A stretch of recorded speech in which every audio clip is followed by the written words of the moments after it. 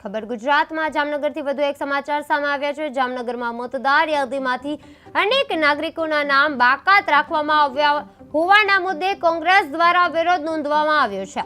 આ મામલે આજે પૂર્વ સાંસદ વિક્રમ માડમ અને શહેર કોંગ્રેસ પ્રમુખ સહિતના નેતાઓએ અસરગ્રસ્ત મતદારો સાથે પ્રેસ કોન્ફરન્સ યોજી હતી। કોંગ્રેસના નેતાઓએ આરોપ લગાવ્યો છે કે મતદાર યાદીમાં જાણબૂજીને ગેરરીતિ કરીને સામાન્ય નાગરિકોના મતાધિકાર પર ઘા કરવામાં આવી રહ્યો છે। પ્રેસ કોન્ફરન્સ દરમિયાન હાજર રહેલા મતદારોએ પોતાનું નામ યાદીમાંથી ગાયબ હોવાનું જણાવ્યું હતું। કોંગ્રેસે આ મુદ્દે કાનૂની લડત લડવાની ચીમકી આપી છે।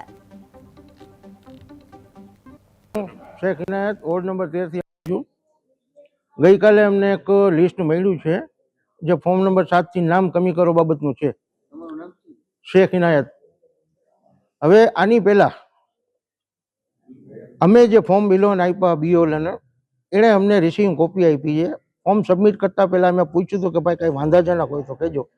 એણે ઓનલાઈન ચેક કરીને કહી દીધું કે તમારું ફોર્મ ઓકે ફેમિલીના બધા મેમ્બરનું। પછી ગઈકાલે જે લિસ્ટ આવ્યું એમાં મારા વાઇફ અને મારા સનનું નામ આવી ગયું છે કમી કરવામાં। હું સરકારી કર્મચારી હતો, રિટાયર્ડ છું। મારું તો નામ મને પીડીએફમાં મળ્યું નથી હજી, પણ પૂરી પીડીએફ આવશે તો જોઈશ કદાચ છે કે નહીં।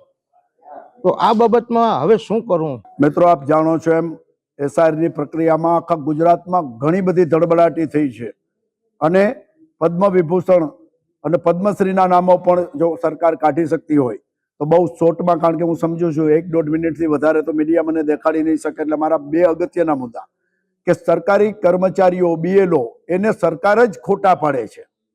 જે બીએલઓએ આ કામગીરી કરી છે, અમારે ત્યાં 2-3 વાર આવ્યા છે, જેને વેરીફાઈ કર્યું છે, હું એ બીએલઓને સલામ મારું છું। એમને પોતાની જિંદગી જોખમમાં મૂકીને કોઈને એટેક આવી ગયા, કોઈ નોકરી મૂકી દીધી, કોઈ આપઘાત કરી લીધા અને આટલું કર્યા પછી જે સારી કામગીરી કરી એને ભાજપના કાર્યકરો એક જ ઓફિસમાંથી બેસીને એક જ જાતના ફોર્મ ભરીને 7 નંબરના જે વાંધા લીધા છે એ એક જ રાજકીય પાર્ટીના કાર્યકરો, અને ઘણાના તો એડ્રેસ જ નથી મળતા। એમાં મોબાઈલ નંબર હોવો જોઈએ, એમાં ચૂંટણી કાર્ડ હોવું જોઈએ, એમાં સાઇન કરેલી હોવી જોઈએ। મોબાઈલ નંબર રાજસ્થાનનો છે, વ્યક્તિ ક્યાંયનો નથી। આ બધું શા માટે કરવામાં આવે છે સમજાતું નથી। આ દેશના નાગરિકને નાગરિકત્વથી એમને મતાધિકારથી શા માટે દૂર કરવામાં આવે છે? એ એક જ રાજકીય પાર્ટીનું જે ષડયંત્ર છે એની સામે કોંગ્રેસ પાર્ટી અહીંથી દિલ્હી સુધી લડાઈ લડી છે અને આવતા દિવસની અંદર પણ આવી લડાઈ લડશું। જામનગર જિલ્લામાં અને દ્વારકા જિલ્લામાં કેટલા દ્વારકા જિલ્લાની અંદર 28,000 લોકોના, ગઈકાલે હું દ્વારકા જિલ્લામાં પણ હતો, 28,000 લોકોના નામ કમી કર્યા છે। એક કોટા ગામ છે, એ કોટા ગામમાં